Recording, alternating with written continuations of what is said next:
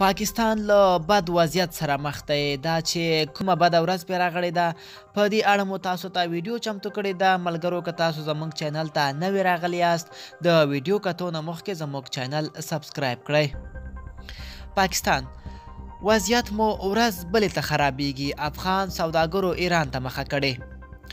خیبر پښتونخوا کې د سوداګرۍ او صنایع خونې مشر شاهد حسین وایي په تورخم، سپین بولدک او چمن کې د اسانتیاو نشتون له امله افغان سوداګرو ایران او نورو هیوادونو ته مخه کړې ده چې دغه کار د پاکستان په اقتصادي وضعیت هم منفي اغیزې کړې دي. نوموړي زیاته کړې د اسانتیاو د نشتون له کبله دوی له کراچۍ څخه تر تورخمه پورې د هرې لارې کرایه له 40,000 نه تر 80,000 کالدارو ده. خو که چیرې د اسانتیاو رامنځته کولو لپاره کار ونه شي ممکن دغه کرایه له 80,000 نه هم پورته شي. بلخوا ځینو نورو پاکستانیانو سوداګرو غوښتنه کړې چې پاکستان دې له افغانستان سره د سوداګرۍ مسایل د خبرو له لارې حل کړي او که چیرې حل نشي اقتصادي برخه کې به یې ستونزې لا هم زیاتې شي.